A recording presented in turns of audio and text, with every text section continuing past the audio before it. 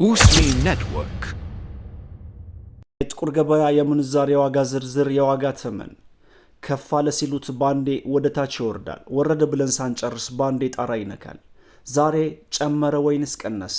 አሰላሙ አለይኩም ወራህመቱላሂ ወበረካቱ። ወደና የተከበራችሁ የቻናል ቤተሰቦች አድማጭ ተመልካቾቻችን ከያላችሁበት ቦታ ሰላም መልካሙን እየተመኘው የ16 ሀገራት የጥቁር ገበያ ምንዛሬ የሐዋላ መረጃ ወይም ደግሞ ብላክ ማርኬት ኢትዮጵያን.com ያስቀመጠውን መረጃ ለእናንተ እናካፍላለን። ቪዲዮአችን ላይክ ሼር አድርጉ። በንግድ ባንክ ስንት የተዘረዘረ ይገኛል? ከፍተኛ ዋጋ የሚሰጠው ባንክ የትኛው ባንክ ነው? እንዲሁም ደግሞ የተመረጡና ወሳኝ የሆኑ የጥያቄ ምላሾችን እንሰጣለን። ዛሬ ለእናንተ ይጠቅማሉ ያልናቸውን ወሳኝ የሆኑ የጥያቄ ምላሾችን እንደሚከተለው እንካችሁ ላለው። በቅድሚያ ኧረ በእናትህ እንዳታልፈኝ፣ እኔ በስሜ ነው የከፈትኩት፣ 4 ዓመት ሆኖታል፣ ማስገባት አይቻልም አሉኝ። አይቻልም እንዴ ይላል። 4 ዓመት ከሆነው ኢንአክቲቭ ሆኗል ማለት ነው። በአጠቃላይ አንድ ሰው የባንክ አካውንቱን ከ6 ወር በላይ ካላንቀሳቀሰው፣ ገቢ ወጪ ካላደረገ ወይንም ደግሞ ወጪ እንኳን ባያረግ ገቢ ካልተደረገበት፣ በአጠቃላይ ምንም አይነት እንቅስቃሴ ካልተደረገ ከ6 ወር በላይ ሲሆነው ኢንአክቲቭ ይሆናል ወይንም ደግሞ ይታገዳል።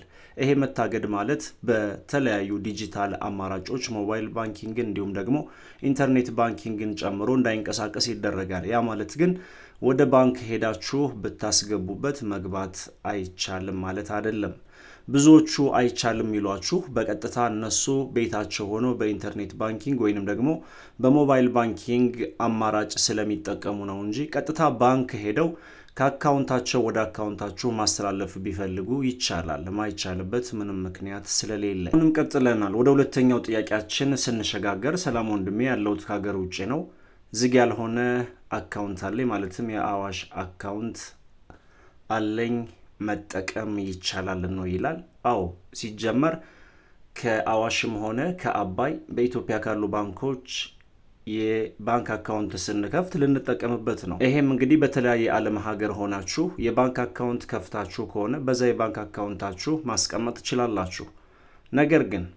ነገር ግን ለረፍት በምትመጡ ሰዓት ኢንተርኔት ባንኪንግን አማራጭ ብትጠቀሙና ስልካችሁ ላይ አውረዳችሁ አክቲቭ አስደረጋችሁ ካላችሁበት ሀገር ሆናችሁ መጠቀም ትችላላችሁ። ገቢና ወጫችሁን ማወቅ ትችላላችሁ።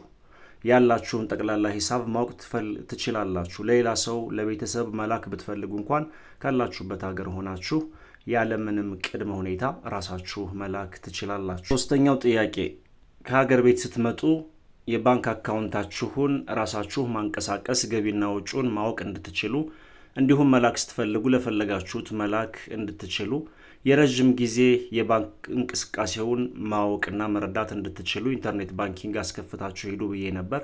ይህም በተመለከተ ኢንተርኔት ባንኪንግ ማለት ምንድን ነው እስኪ ያስረዳኝ ይላል።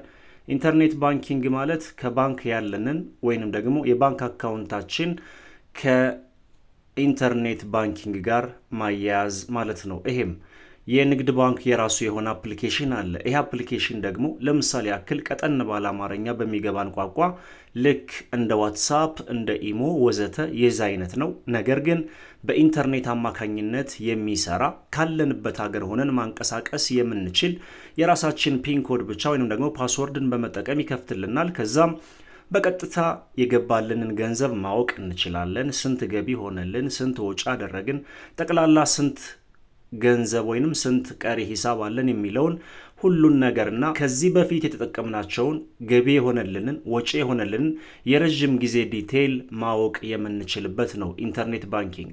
ይሄ ኢንተርኔት ባንኪንግ እንዴት ነው መስተካከል የሚችለው የሚለውን ጉዳይ ለማወቅ ሁሉም ባንኮች የራሳቸው የሆነ አፕሊኬሽን አላቸው፣ ወይንም ደግሞ በኢንተርኔት የሚሰራ የራሳቸው የሆነ አፕሊኬሽን አለ። ሄዳችሁ በዛ አማራጭ መጠቀም እንችላለን። አሁን በቀጥታ የምንዛሬ ዋጋ መረጃችን እንከታተል። ቪዲዮአችን ላይክ ሼር። ቅድሚያ የምናየው የአሜሪካን ዶላርን በተመለከተ ነው። የመረጃ ምንጫችን ኢትዮጵያን ብላክ ማርኬት .com ነው። የአሜሪካን ዶላርን በተመለከተ የመግዣ ዋጋውንም እነግራችኋለሁ።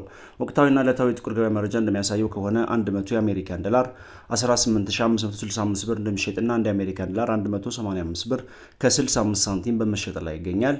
የአሜሪካን ዶላር የመዘርዘሪያ ዋጋው ዝቅተኛው 177 ብር ሲሆን ከፍተኛው ደግሞ 180 ብር እንደሆነ የወጣው መረጃ ያሳያል። በመቀጠል የምናየው ባንኮችን መረጃ እንመልከት። በንግድ ባንክ አንድ የአሜሪካን ዶላር 154 ከ17፣ በአባይ ባንክ 155 ከ35 እንዲሁም በሂጅራ ባንክ 154 ብር በመዘርዘር ላይ ይገኛል። ከፍተኛውን ዋጋ የሚሰጠው ባንክ አባይ ባንክ ነው። ዩሮ እናስከትላለን።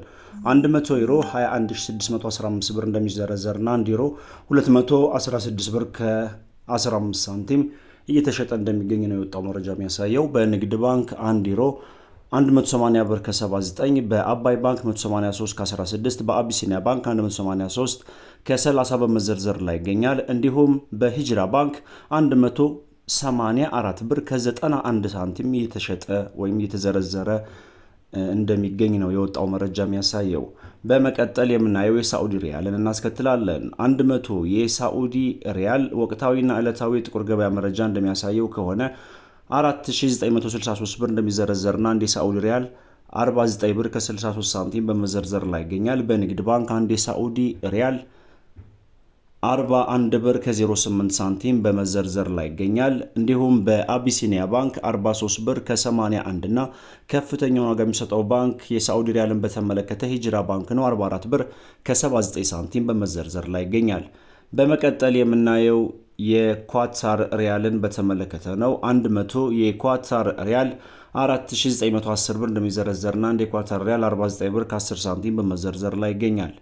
በመቀጠል የምናየው የካናዳን ዶላር በተመለከተ ነው። 100 ካናዳን ዶላር 13448 ብር እንደሚዘረዘርና አንድ ካናዳን ዶላር 134 ብር ከ48 ሳንቲም በመዘርዘር ላይ ይገኛል። በመቀጠል የአውስትራሊያን ዶላር እናያለን። አንድ የአውስትራሊያን ዶላር 133 ብር ከ11 ሳንቲም በመዘርዘር ላይ ይገኛል። ቀጣዩን ተረኛ የሚይዘው ስዊዝ ፍራንክ ነው። 100 የስዊዝ ፍራንክ 23745 ብር እንደሚዘረዘርና አንድ የስዊዝ ፍራንክ 237 ብር ከ45 ሳንቲም በመዘርዘር ላይ ይገኛል። በንግድ ባንክ አንድ የስዊዝ ፍራንክ 192 ብር ከ54 ሳንቲም በመዘርዘር ላይ ይገኛል። ከፍተኛ ዋጋ የሚሰጠው ባንክ ዳሽን ባንክ ነው። 198 ብር ከ90 ሳንቲም በመዘርዘር ላይ ይገኛል። በመቀጠል የምናየው የፓውንድ ስተርሊንግን በተመለከተ ነው። 100 ፓውንድ ስተርሊንግ 25000 ኢትዮጵያ ብር እንደሚዘረዘርና 1 ፓውንድ ስተርሊንግ 250 ብር በመሸጥ ላይ ይገኛል። በንግድ ባንክ 203 ከ51፣ በአባይ ባንክ 209 ብር ከ46 ሳንቲም እና ከፍተኛ ዋጋ የሚሰጠው ባንክ ሂጅራ ባንክ 211 ብር ከ20 ሳንቲም በመዘርዘር ላይ ይገኛል። ቀጥል የምናየው የኩዌት ዲናርን በተመለከተ ነው። 100 የኩዌት ዲናር 59971 ብር እንደሚዘረዘርና አንድ የኩዌት ዲናር 599 ብር ከ71 ሳንቲም በመዘርዘር ላይ ይገኛል። የቻይና ዩዋን 27 ብር ከ36 ሳንቲም በመዘርዘር ላይ ይገኛል። እንዲሁም የኢንዲያን ሩፒን 1 ብር ከ99 ሳንቲም በመዘርዘር ላይ ይገኛል።